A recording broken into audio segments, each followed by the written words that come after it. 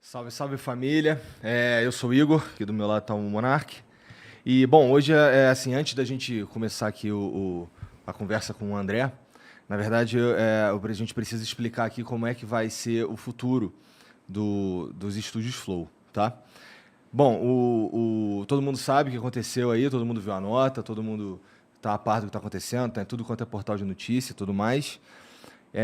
Bom, eu preciso, na verdade, reafirmar para vocês que o Monark realmente está sendo desligado dos estúdios Flow.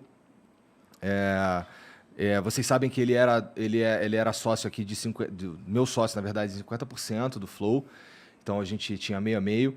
E o que vai acontecer aqui é que eu vou comprar a metade dele até para ele ter uma. Porque eu não acredito que seja justo que ele tenha me ajudado a construir isso durante os últimos anos aí e abra mão de tudo isso. Isso vai acontecer de forma. Assim, existem os trâmites legais, né? Os advogados, os contadores lá precisam retificar as coisas na empresa tudo mais. Mas a verdade é que esse é o último programa do Monark aqui comigo nessa mesa. Então, eu conto aí com vocês no futuro, tá? A gente vai continuar fazendo programas aqui. Os programas aqui da casa vão continuar também, até porque essa é uma decisão que foi tomada em conjunto com o Monark, porque a gente precisa. Existem muitas outras coisas que existem diretamente mais de 80 pessoas dependem aqui do Flow, sem contar ação social, sem contar novos projetos, nada disso. Então, só de pessoas trabalhando para a gente aqui, a gente tem uma galera que a gente quer muito manter com os seus empregos. Então, essa decisão de não matar e continuar tem muito a ver com isso também. E foi uma coisa que a gente meio que decidiu, a gente percebeu o que se tornou tudo isso, a gente entendeu a gravidade do problema, a gente realmente se incomodou com o problema, tá? E decidimos aí desligar o Monark para que as pessoas que trabalham aqui não sofram com isso, os outros programas da casa também não sofram com isso. Então, vai continuar, tá bom? E como diz lá na nota, o Monark realmente não faz parte aqui, não vai mais fazer parte, não vai mais fazer um programa aqui nos Estúdios Flow e não vai também fazer parte do quadro societário, tá bom? Tu quer adicionar alguma coisa, Monarcão? Não, é isso. A gente chegou na conclusão que era a melhor coisa, que o Flow ele precisa transcender o Monark, né? Ele precisa ser desassociado. E a gente acha que esse é o melhor caminho. Eu, claro, vou ter minhas paradas, eu vou continuar produzindo no meu canto ali. A gente vai ter um acordo aí Um ressarcimento, tudo mais. Ressarcimento e tal. Mas é isso, galera. Infelizmente eu errei em como a forma que eu comuniquei e muita gente entendeu como se eu estivesse defendendo algo que eu sou totalmente contra, novamente. Então, eu acho que é melhor eu assumir essa minha culpa e é isso que está acontecendo, né? Bom, e para falar também sobre esse assunto que gerou tudo isso que está acontecendo, a gente tem aqui o professor André Leist, que foi muito gente boa de vir trocar ideia com a gente também. Muito obrigado, cara, por vir aí trocar essa ideia com a gente. Obrigado a vocês. Queria estar falando com você em circunstâncias mais felizes. Eu também. Pois é. Mas, vamos lá. Esse teu livro aí sobre... Você trouxe um livro do Martin Gilbert. Eu trouxe um dos livros mais importantes da história do Holocausto. É uma história dos judeus da Europa, mas, assim, antes de mais nada, eu queria dizer que o nazismo não perseguiu só judeus.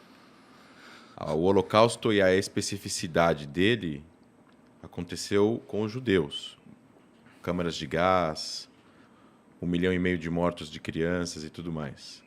É o que o Museu do Holocausto em Jerusalém fala, da especificidade dessa perseguição com os judeus. Mas o nazismo perseguiu negros, perseguiu ciganos, perseguiu deficientes, perseguiu gays, homossexuais. E eu acho que, humildemente, eu me coloco aqui também representando essas populações, não só como judeu, porque eu acho que a gente não pode normalizar o mal. E o mundo não é uma utopia de palavras que vão ser apenas escutadas. O mundo é feito de palavras e ações e reações. E o mundo foi, até pouco tempo atrás, um lugar muito ruim para muitas pessoas. E eu acho que o que a gente está vivendo hoje em dia com a modernidade, com a educação, com o acesso à informação e à ciência e à história, é que a gente pode construir um mundo melhor. E a gente precisa ter essas responsabilidades, que é escrever, contar, ensinar. E por isso eu trouxe esse livro, é um calhamaço de mais de 1000 páginas. É um livro que conta a história do Holocausto. Ele é comentado por várias autoridades do assunto. Talvez um dos livros mais importantes.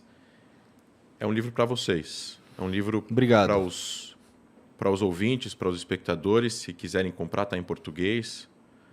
Mas é um livro que acho que abre essa conversa. Tá. Cara, eu imagino que você tenha visto lá o trecho do que aconteceu e tudo mais. O que você tem para falar sobre aquilo? Eu vou, para falar sobre isso, fazer uma breve leitura de um comentário. Tá. Na verdade, de um comentário não. Na verdade, tem um texto que chama O Paradoxo da Intolerância, que ele aparece na obra A Sociedade Aberta e Seus Inimigos, do livro do Karl Popper. Ele fala sobre a crítica extensamente às ideias filosóficas que deram origem, na opinião do autor, aos movimentos totalitários do século XX. Todo o livro é uma defesa da sociedade aberta e pluralista, da racionalidade e do falibilismo. Ele fala, eu não vou ler o texto inteiro, ele fala assim: devemos, pois, reservar o direito, em nome da tolerância, de não tolerar os intolerantes. Devemos afirmar que qualquer movimento que prega a intolerância está fora da lei e considerar criminoso o incitamento à intolerância e perseguição, da mesma forma que é criminoso o incitamento ao homicídio, ao rapto e ao reavivar da escravatura. Em resumo, a tolerância ilimitada levará ao desaparecimento da tolerância. O que eu quero dizer com isso? A República de Weimar, que foi o governo alemão antes da subida de Hitler no poder, ele acreditava nessa inclusão de várias ideias e, com isso, o Partido Nazista concorreu democraticamente às eleições na Alemanha e venceu. E o primeiro ato deles foi acabar com toda a sociedade civil alemã, com todas as instituições democráticas e perpetuar o que eles perpetuaram na Segunda Guerra Mundial, com 50 milhões de mortos, com 6 milhões de judeus, com diversos centenas de milhares de várias outras minorias. Essa abertura que eles deram em nome desse debate de ideias, o outro lado não entende esse debate de ideias. O outro lado não está interessado em debater ideias, o outro lado está interessado em tomar o poder com golpe e impor a sua vontade, que no caso do nazismo especificamente, é voltado a uma ideologia radical, extremista, genocida, baseada em raça. Não só em raça, mas na ideia de um ser humano geneticamente melhor que o outro. Já foi provado pela ciência que isso não existe. E para que a humanidade possa, entre aspas, sobreviver, como diz no livro Sapiens, de Yuval Harari, o escritor israelense premiado, eles acreditavam que eles estavam fazendo um bem para o mundo, o nazista. E eles mataram pessoas que, independentemente da idade ou do sexo, eles acreditavam que eram seres inferiores. Esse tipo de debate, dentro de uma sociedade democrática, ele não pode ser permitido, porque você não tem como debater com aquele que, se subir no poder, vai matar você. Isso está fora do campo democrático das ideias. É como você colocar um partido que é uma organização criminosa, como o PCC, ou você colocar... ou como a gente imaginar agora, grupos terroristas concorrendo a eleições nos países que eles estão se alojando no Oriente Médio. Isso é ruim para a sociedade, é ruim para a humanidade e ruim para o futuro do mundo. Obrigado por ter assistido mais esse corte do Talk Flow.